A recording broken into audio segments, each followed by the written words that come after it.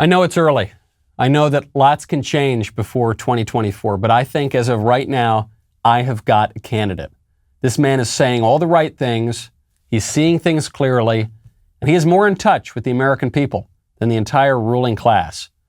And that man's name is Chet Hanks. So just checking in. Look, I've been kind of on the fence about this for a while. That's why I've never spoke on it. But with the amount of people that I know recently that have gotten COVID, and with like the numbers rising, I think it's important for me to say, like, I got the vaccine.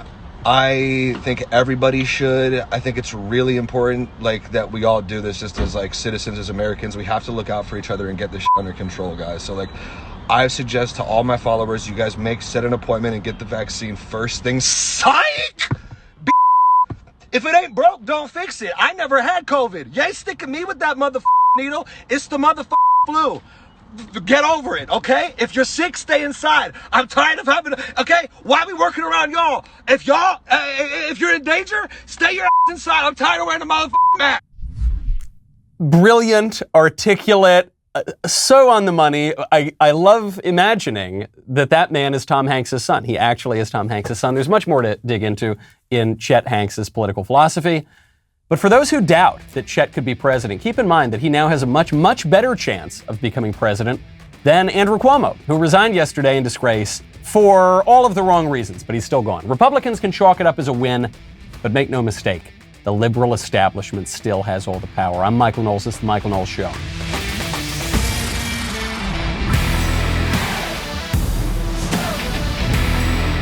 Welcome back to the show. My favorite comment yesterday is from OSU Formulator, who says, if anyone asks me why I'm not masked up, I'm going to tell them I'm still celebrating Obama's birthday. That's a great excuse. It's hard to argue with that one. You know, when you want to feel protected, I would strongly recommend you go check out American Home Shield. No one likes to think about household breakdowns, but they happen. They happen way more often than you would like. They may have happened to me, actually, just a couple of weeks ago. That's why it pays to have a plan from American Home Shield to help cover the costs to repair and replace things like your AC or your fridge.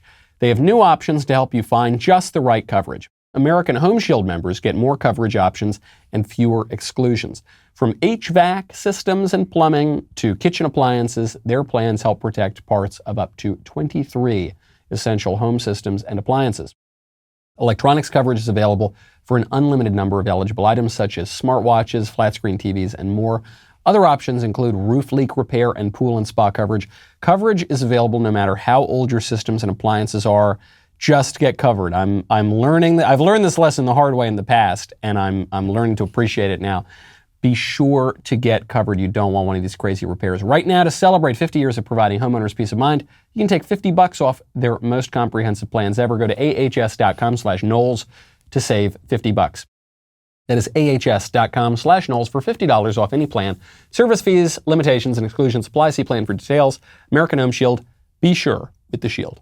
Before we move on from Chet Hanks, there are other things we have to get to, but I can't tell you how much I enjoy not only the fact that he's Tom Hanks' son, but the sorts of things he's saying. So Tom Hanks, very famously, a very liberal actor, friends with Obama, very pro-public health bureaucracy, the list goes on. And Chet is not. So Chet also, after he posted his rant about COVID, posted another one after he left a Barnes & Noble where they told him to pull up his mask. So sick of this mask, dude. Flipping Barnes & Noble, buying books. Check out, my mask slips like a little millimeter past my nostril. Oh, sir, you gotta have your mask. Oh, yeah, my bad. Slips down again. Sir, your mask. Oh, okay, my bad. I'm like, I go, you're really on it, huh? He goes, yeah, we are. Okay. He's like, did you get the vaccine? I'm like, yeah, for sure I got the vaccine. Psych! If it ain't broke, don't fix it. I never had COVID. So the crazy thing about these Chet Hanks videos is that he has more credibility than Dr. Fauci, because Chet Hanks uses some salty language and he speaks in a way that's kind of vulgar, but he hasn't gotten everything wrong about COVID. I'm not making any, YouTube overlords, I'm not making any comment on the vaccines. I'm just saying that what we know from Dr. Fauci is that he has gotten things wrong and wrong and wrong again. What we know from the liberal establishment broadly, is not only have they gotten things wrong, but they've actively misled us on multiple occasions. Dr. Fauci admitted this when he told us not to wear the masks, and he said, we have to wear the mask, and he only told us not to wear the masks because he wanted to save the mask for his buddies. So Chet Hanks, I think representing something that we saw come up with Trump, we've seen bubble up a lot of times in American politics, which is that people who don't use the jargon, who don't go along with the narrative, who don't do what all of the elite institutions tell us to do, those people seem to have their finger on the pulse of the people and of reality a lot better. And he may or may not become president, but Andrew Cuomo certainly is not looking likely to be the next president. The Love Gov has resigned. Andrew Cuomo doesn't quite admit that he was wrong, doesn't actually say he was sorry for anything, but does say that he will resign in the next 2 weeks. Wasting energy on distractions is the last thing that state government should be doing. And I cannot be the cause of that. New York tough means New York loving. And I love New York. And I love you. And everything I have ever done has been motivated by that love. We're going to pause it right there. Just as a general rule in politics, if you are resigning over a sex scandal, you might want to minimize the love talk. The love talk is not serving your cause very well, especially when Andrew Cuomo does it in this very bizarre, sort of bulldogish, Cuomo-esque way of, I love you, I love, my love made me love. So Andrew Cuomo goes on and on about the love thing, but then he finally gets to the point. Namely, he's out. And I would never want to be unhelpful in any way.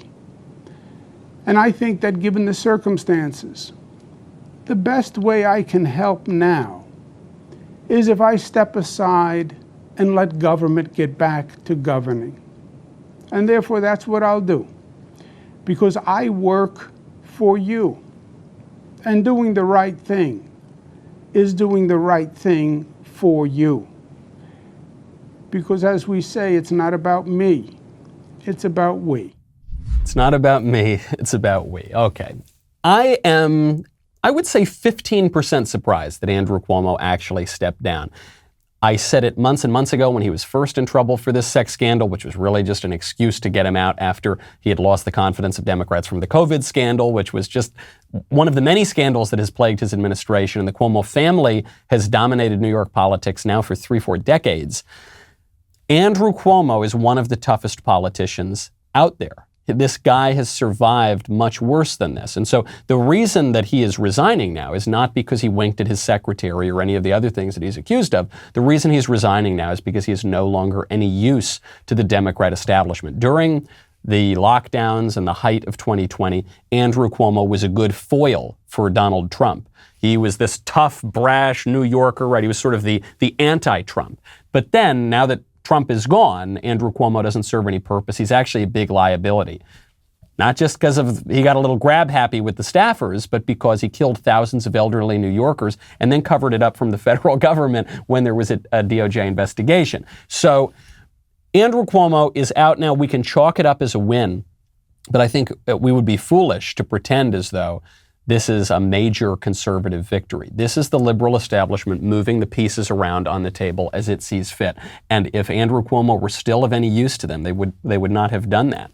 By the way, you're not going to hear any sort of apologies from the many, many people who lauded Cuomo and praised him to no end during 2020 and gave him Emmys and gave him their devotion and even described themselves as Cuomo-sexuals, like people such as Trevor Noah, the host of The Daily Show.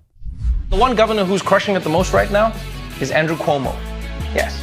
Thanks to his handling, his approval rating has soared to a 7-year high. And he's even becoming something of a crush for many people. Yeah, people online are falling in love with him. And I'm not gonna lie, those people include me. My Tinder profile now lists me as a Cuomo-sexual. A Cuomo-sexual. There are all sorts of social media influencers just writing these odes, these romantic ballads to Andrew Cuomo. And what was the reality? The reality was he was maybe the worst governor in the country in terms of his handling of COVID. He was one of the worst governors in the country in terms of his handling of his staff, notably his female staff. Everything we were told about this guy. Totally competent on COVID, a hero, New York tough. He's a feminist. He stands up for women.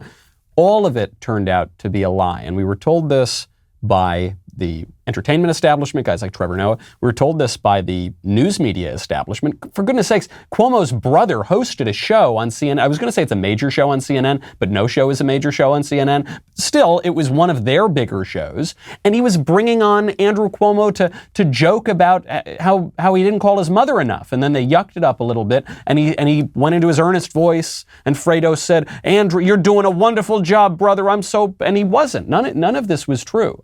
It was all a lie, and now people wonder why none of us trust the media establishment, the scientific establishment, the political establishment.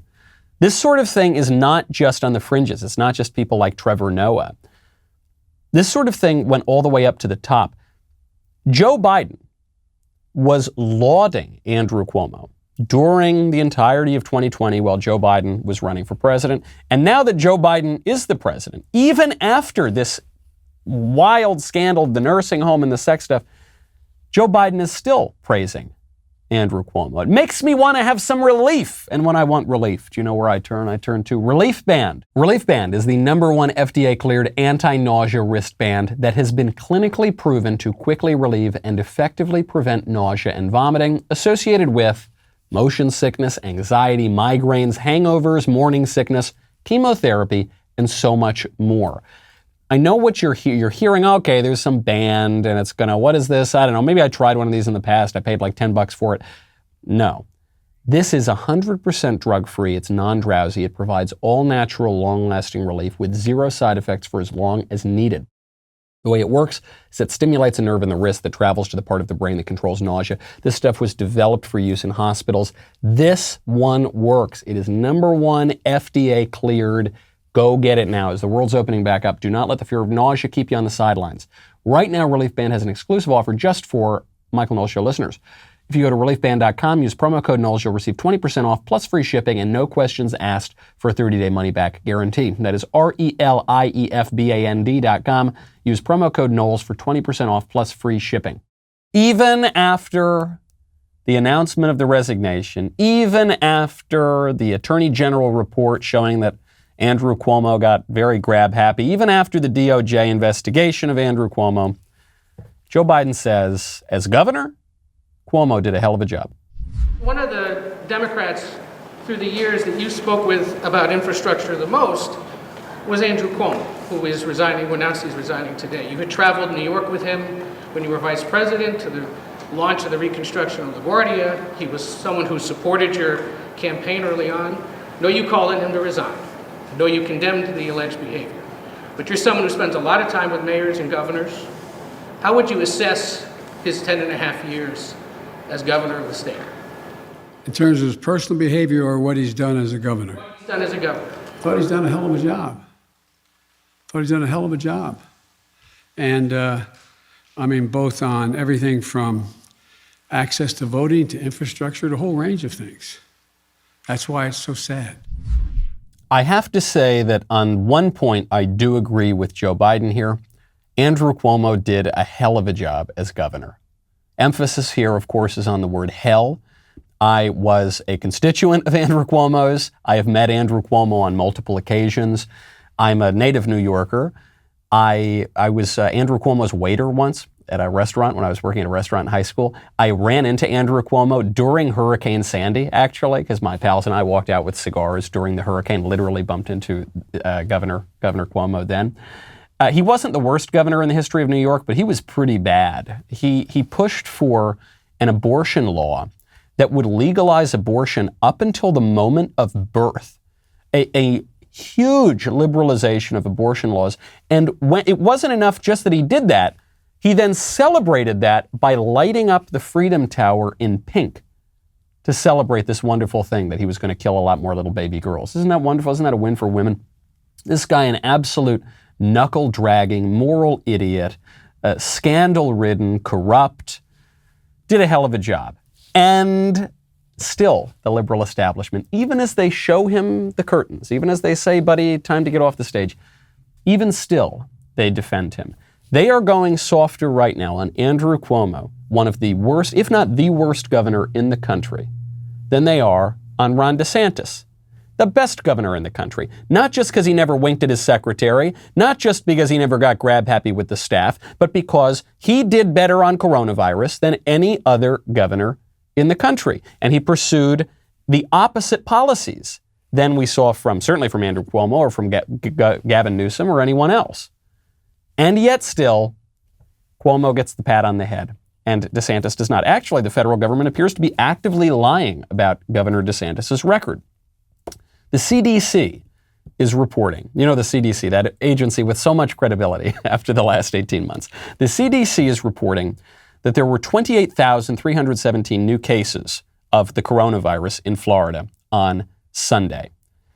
This would mark the most confirmed infections in one day in the state since the beginning of the 15 days to slow the spread, 15 days that has turned into a year and a half. Now, notice here that the number is on new cases. The reason that it's on new cases rather than new hospitalizations or new deaths from coronavirus is because those numbers, the numbers that actually matter, have plummeted basically to nothing. Whereas new cases, what does that matter? Especially when so many people are vaccinated and allegedly the vaccine causes, one to be protected from the severest symptoms. When the death rate is very, very low, they have to move on to keep everybody in fear, to keep everybody continuing to comply with their draconian measures. But even that turns out to be a lie, because the Florida Department of Health just came out and says that actually there were only 15,319 cases on Sunday, and that the 3-day average is 18,795. That's 10,000 cases fewer than, and more than, in the case of Sunday, more than 10,000 cases fewer than the CDC is noting. Do you think, is this just an error, whoopsie-daisy, another clerical error, or is this part of a broader pattern of lies and obfuscation and deception and misleading to keep us all locked up forever? So it was the 15 days to, first of all, it was to flatten the curve. Then it was 15 days to slow the spread. Then it was to find a cure. Then it was to get everybody vaccinated. Now it is to stop the Delta. Then it's going to be to stop the Lambda. They're already talking about the Lambda and the Sigma and the Phi Beta Kappa and the SIGEP and the Delta Kappa Epsilon. It's going to go on forever and ever and ever unless we stop it. Now, some people are standing up to stop it. There is actually some good news in politics. There's so rarely good news these days for conservatives. But there is some potential good news. Namely, Gavin Newsom may end up being recalled. Gavin Newsom, Governor Bateman, Mussolini over there in my former state of California, is facing the election of his life. This was even as of a couple of weeks ago. The voters were basically evenly split on the recall effort. Don't forget, first, there's going to be a vote of whether or not to recall Gavin Newsom or not. That's just a yes or no vote. And then, if he is recalled, the candidate with the most votes will be the next governor of California. So you'll remember a couple weeks ago, there was a poll out, said it was about evenly split. You haven't heard very many poll numbers since then. One wonders if that is in part because the numbers are getting even worse for Gavin Newsom. And the Democrats are going to try to pull a lot of shenanigans in terms of voter fraud. California is one of the worst states because they have so few election integrity measures. They have motor voter laws, so you just get signed up to vote when you're at the DMV. This opens the door to lots of illegal aliens, for instance, being registered to vote. And obviously California has a huge problem with illegal aliens. It's not a problem for the Democrats. It's actually part of the strategy. California's got a big problem with ballot harvesting. And now California has this problem with widespread mail-in ballots. So it's not even enough just to register to vote in another state. It may even be the case in California, and I've heard this from multiple of my coworkers even, that they will still have ballots mailed to their homes even after they've moved out of California. So what's going to happen to those ballots? Are they secure? No, obviously not. And they're ballot drop-off, so you don't even need to prove who you are. So the Democrats, I think, are counting on all of these shenanigans to still maintain control of the state. But if they can't do it, if Gavin Newsom does get recalled, Larry Elder may end up being the governor of California. Larry Elder, many of you know, a very well-known conservative radio host. He's been on lots of TV shows. He's been on my show. I've been on his show. He's pretty conservative. He's a little bit libertarian. He's a little more libertarian certainly than I am. I think probably Attila the Hun is more libertarian than I am. But Larry Elder is a very strong candidate, and he would be a huge, huge improvement over Gavin Newsom. And right now, he is way outraising. He is way outpolling the other GOP candidates. So the other candidates, as you'll recall, are Kevin Faulconer, who was down in San Diego, John Cox, who lost pretty badly to Gavin Newsom last time, and Caitlyn Jenner. Bruce Jenner is running. He says that he has no loyalty to Trump or to the Republican Party, and his real loyalty is only to LGBT, with an emphasis on the T. So not the greatest Republican candidate probably ever, but it doesn't really matter, because no matter how the votes would be divvied up, the top guy is going to become the governor. This is why I think the California GOP is choosing not to endorse in this race. It's probably not the worst thing in the world. So of the candidates here, you got Larry Elder, Assemblyman Kevin Kiley, and then Kevin Faulconer, a few other people. This is a big help to Kevin Faulconer, for instance, who is not polling very well. He's not raising a lot of money. But I do think it was the right decision for the California GOP not to endorse a candidate here, because the argument from the California GOP is if they endorse a candidate, then it's going to turn off the voters who otherwise would show up to endorse or to vote against Gavin Newsom. So it really doesn't matter. It's not as though the recall candidate has to get more than 50% of the vote. They just need to be the top person. So if I were Gavin Newsom, I would be very, very nervous right now. And you can see it. There are actually some clips of him going around. Maybe we'll get them on the show in the next few days, of him talking to reporters where he's just losing it. He's really totally falling into his sort of American psycho, slicked back hair. You're starting to see a crack to this otherwise very well put together facade. And there's other good news, by the way, for 2022 and 2024. There are some Republican candidates out there who they're ditching the old stale slogans of the last 15, 20 years of Republican politics, which have just represented loss after loss after loss. You saw this begin to happen with Donald Trump. Then you see this with some other candidates. You've got J.D. Vance, who is the author of Hillbilly Elegy. He's running in Ohio. He's really contradicting the GOP's agenda on, for instance, shilling for big corporations that hate our guts. Now you got a candidate, Blake Masters in Arizona, running for Senate, who's explicitly calling out not just critical race theory, but what it represents, which is anti-white racism.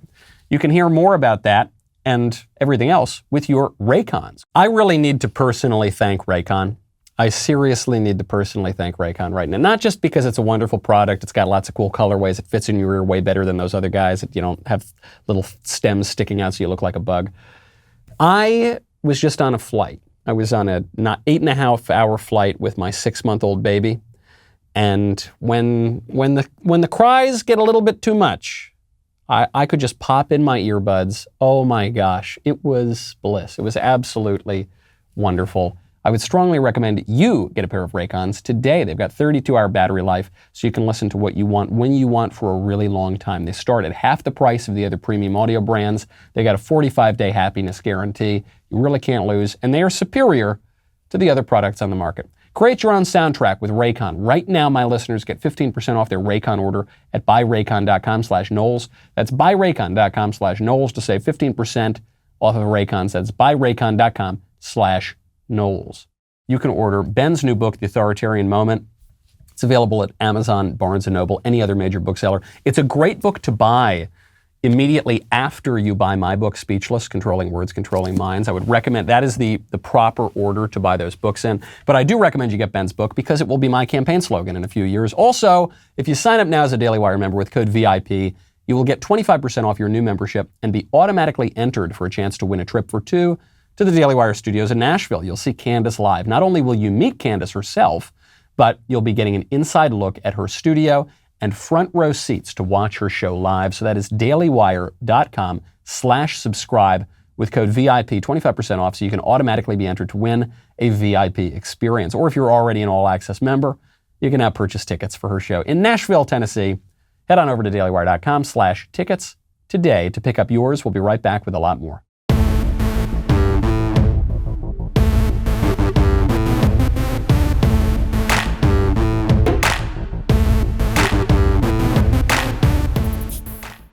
You've heard a lot about critical race theory over the past few weeks, and critical race theory is this ridiculous academic movement that derives from the school of Western Marxists and critical theory, and it questions not just the idea that we all ought to be treated fairly and equally, but it questions whether or not there is even objective reality itself, objective truth itself, or if it's all a social construction of the white supremacist, patriarchal, this, that, and the other thing. A lot of what it comes down to, though, is simpler than that. It's kind of why I opened the show with Chet Hanks, because Chet Hanks might talk a little bit rough, but he's saying, I think, what a lot of people feel. When we talk about critical race theory, very often what we're just talking about is people being made to feel bad for being white, people being made to feel bad for the color of their skin, being told that if you have this color skin, you're good, and if you have this color skin, you're bad, and you can never fix it, and you're irredeemable and deplorable, and all the other words that we've heard conservatives referred to over the years. And by the way, even if you're black but you support conservatives, you are laboring under a false consciousness, you're a mental slave, you are upholding the white supremacy and the patriarchy.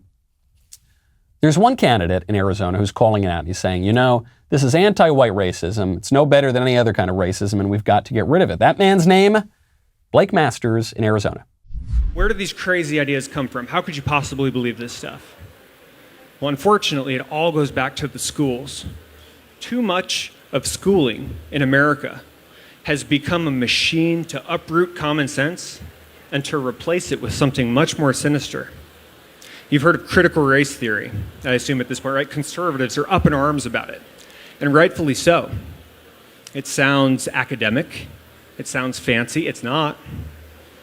All it does is teach kids to identify in racial terms, right? You are good or bad depending on what you look like. At this point, it is straight up anti-white racism.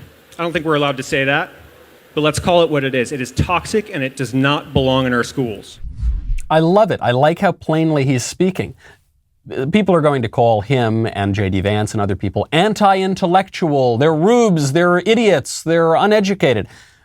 First of all, these are extremely intelligent, well-educated people who have had very successful careers, but what they're doing that is unforgivable is they are contradicting the dominant narrative. So if you say that a man can be a woman and a baby's not a baby, you're a genius, you're educated, you're smart, and you use all this smart jargon. If you say that it's wrong to make people feel bad for being white or any other race, then you're an idiot and you're dumb. And I think the candidates who are going to be most exciting, the candidates who are going to be most successful in the future are going to be the ones who eschew this sort of silly jargon and all the platitudes that are typical of the last couple of decades of politics. And they just get right to the heart of the issue. What he said there is very telling. He said, I'm not sure if we're allowed to say that. And that's going to be a big issue too, because who determines what we are allowed to say and what we are not allowed to say is not just we the people. It's not just the standards that we have in our society. It's not just the taboos that we choose to live under. It's a handful of billionaire oligarchs in Silicon Valley, led by hipster Rasputin Jack Dorsey, who, he's got the smallest platform, but it's got a lot of influence because of all of the journalists that are on it. And it's Mark Zuckerberg and it's Sundar Pichai at Google. And they are pushing this stuff. They are actively promoting this, and they are actively suppressing other voices like Rand Paul. Before we get to Rand Paul, I just want to point out how radical this CRT stuff really is. There's a Princeton course right now. It just went. Princeton University, one of the most elite, prestigious universities in the country. They're featuring a course on Black Lives Matter. Now, the seminar will trace the historical roots of the Black Lives Matter social movement in the United States and comparative global contexts. Okay, now right there, if that's all the course did, I wouldn't have that much of a problem with it. BLM is an important movement.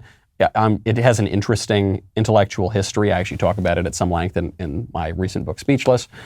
So sure, let's explore. I'm all about exploring all of these things and learning about what they mean. But that's not what the course is doing.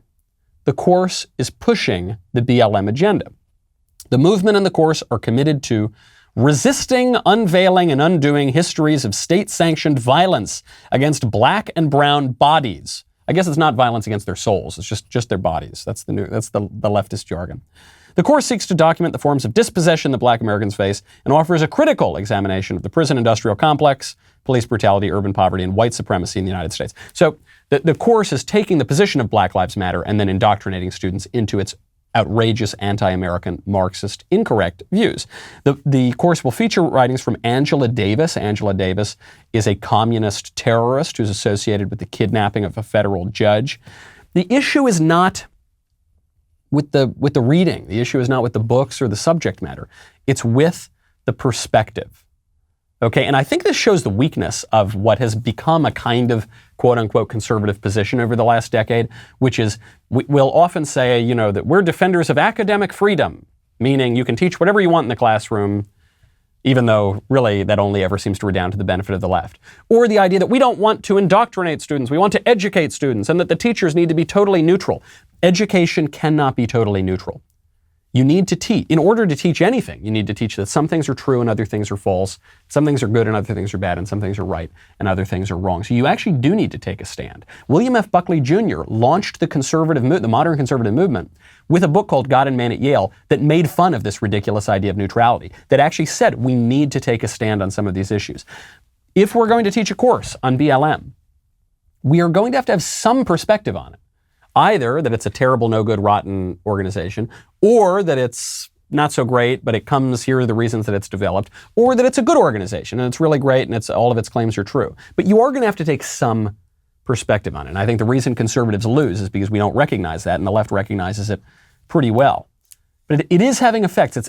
When things are echoing around the halls of Princeton or Harvard or Yale or Hollywood studios or the halls of government or any of these elite institutions, they reverberate out into the broader world. So recently, you've just seen Simone Biles, who is not particularly educated, though she is apparently a very accomplished athlete. I've never watched her. I didn't know who she was until 2 weeks ago. I don't really watch the Olympics. Not my cup of tea. But I've been told she's a good athlete, and I really don't have any opinion about her athletics. I have an opinion about how she doesn't care enough about her country to recognize that appearing at the Olympics is not just about her, it's about representing America. And who has to recognize that she is there not just for herself, but for the broader community. Well, Simone Biles proved me right, because she just came out as very pro-abortion. Simone Biles just wrote, quote, "I already know that this is going to start the biggest argument and may even lose followers, but I'm very much pro-choice. Your body, your choice. Also, for everyone going to say put it up for adoption, it's not that easy, and coming from someone who is in the foster care system, trust me, the foster care system is broken and it's tough, especially on the kids and young adults who age out. And adoption is expensive, I'm just saying."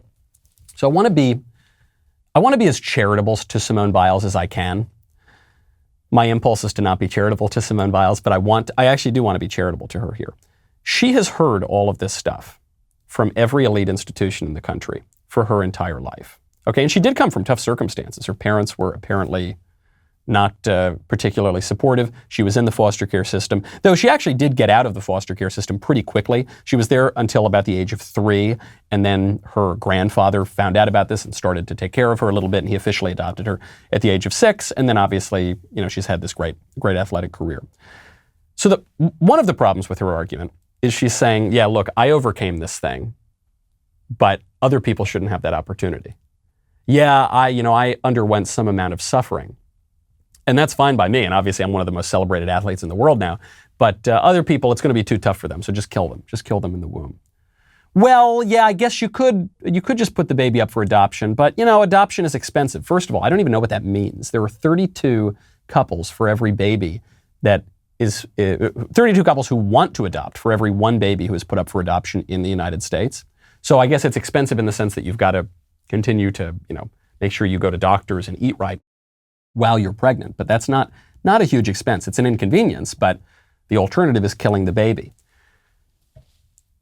What this woman's opinions are derive from a broader culture. I don't think it derives from a deep study of abortion. I don't think it derives from a deep study of gestation and how babies are made, or biology or philosophy or theology. It derives from the culture. And so I think a lot of people are going to have that opinion. You hear this a lot, actually. Oh, the foster care system is bad. Oh, there's so many kids who are unwanted. Oh, there was an argument made in Freakonomics that actually, these kids, because they're in bad circumstances, they'll go on and commit crime. And so, you don't want to have crime, so let's just kill them in the womb. These are hideous, vile, ugly arguments. But because they're protected by the culture, they go on and on and on. And so it's incumbent upon us to be able to get into those institutions, wield that political power, and then reshape them. Now, speaking of dubious medical advice, here's where we get to who really controls the speech. Dr. Fauci comes out, the esteemed Dr. Fauci, high pontiff of progressivism, peace be upon him. Dr. Fauci comes out and says, even after we've heard that there won't be vaccine mandates and we shouldn't have vaccine mandates, he now thinks that vaccine mandates are good, at least for teachers. Dr. Fauci, do you agree with Randy Weingarten, the head of the largest teachers union in the country, who came out yesterday and said, yes, teachers should be vaccinated inside schools? Do you think they should be mandated to be vaccinated? Yeah, I'm going to upset some people on this, but I think we should. I mean, we are in a critical situation now. We've had 615,000 plus deaths, and we are in a major surge now as we're going into the fall, into the school season. This is very serious business. You would wish that people would see why it's so important to get vaccinated.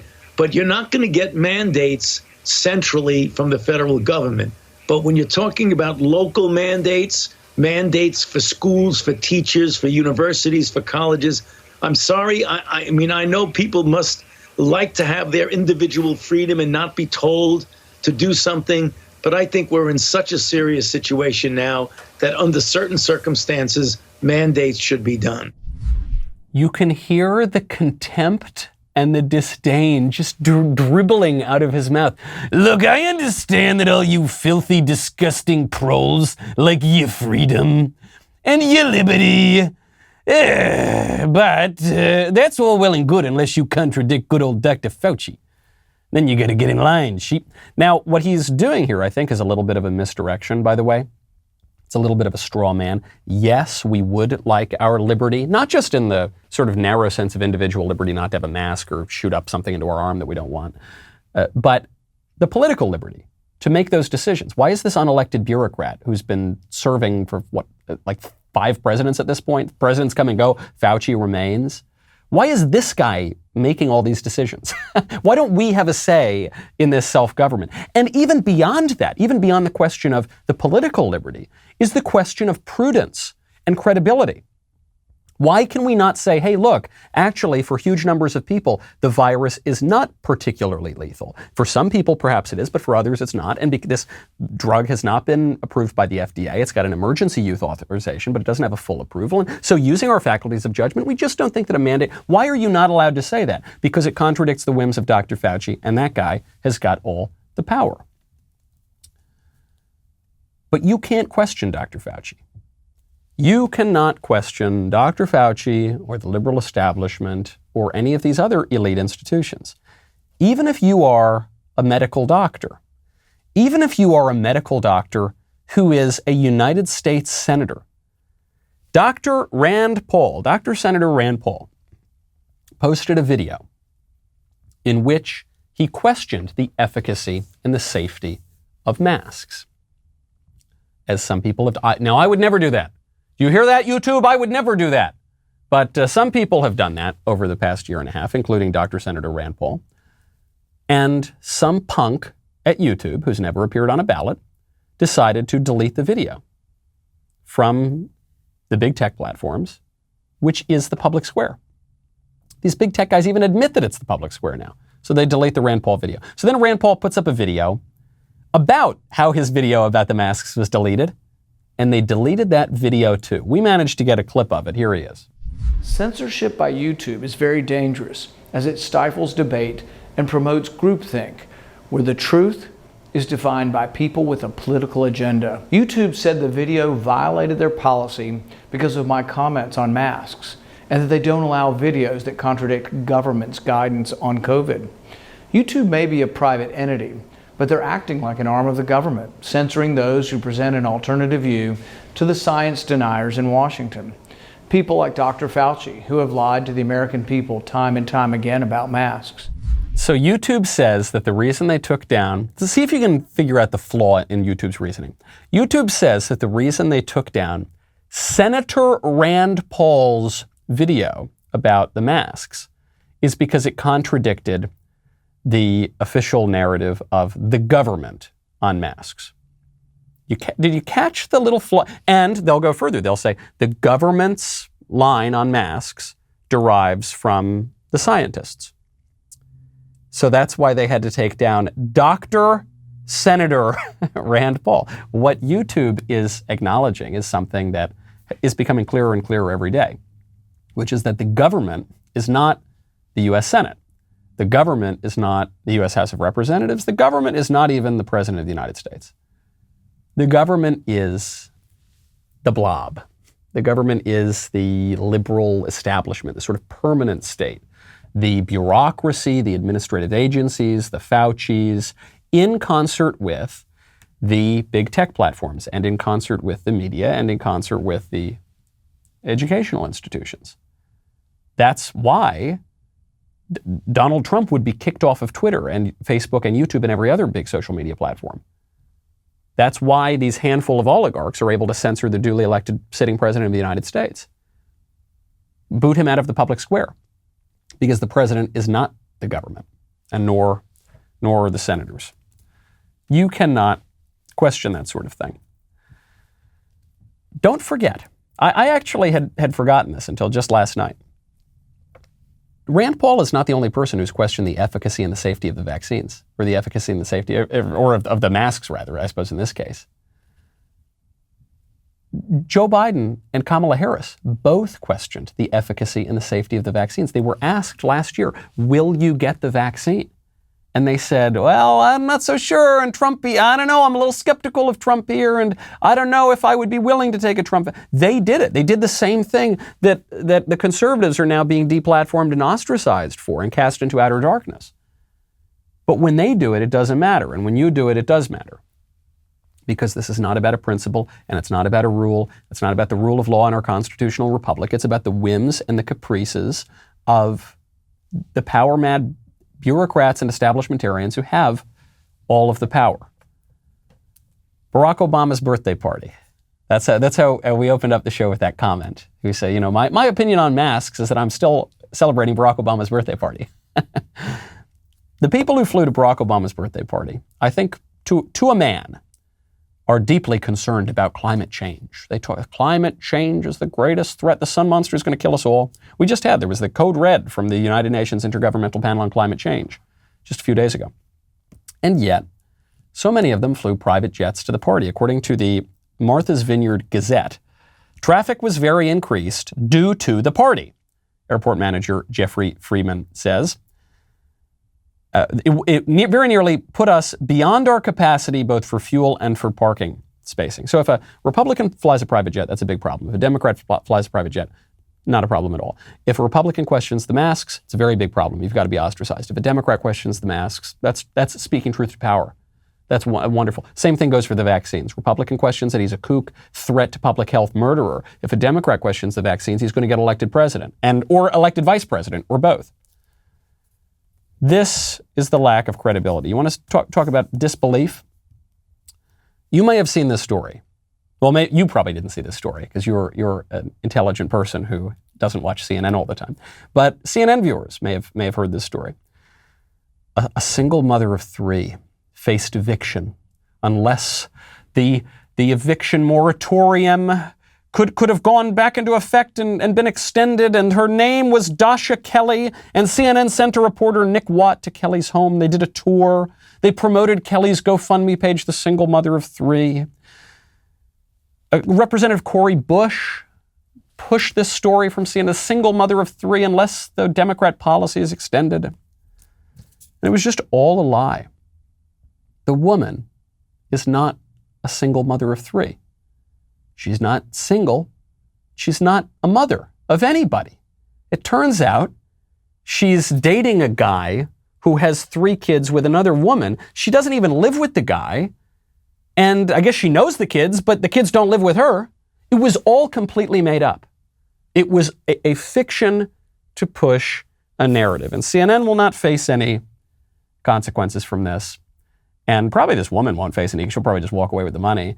And nobody will. And it won't matter. And we can expose the lies and they'll still have the power. And they'll still have the power. People are getting sick of it, I think.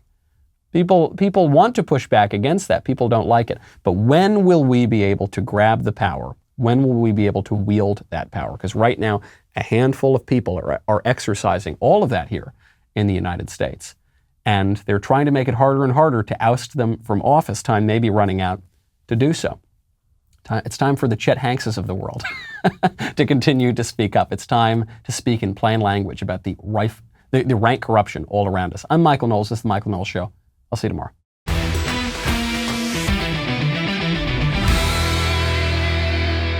The Michael Knowles Show is produced by Ben Davies. Executive producer, Jeremy Boring. Our technical director is Austin Stevens. Supervising producer, Mathis Glover. Production manager, Pavel Vidovsky. Editor and associate producer, Danny D'Amico. Associate producer, Justine Turley. Audio mixer, Mike Coromina. And hair and makeup by Nika Geneva.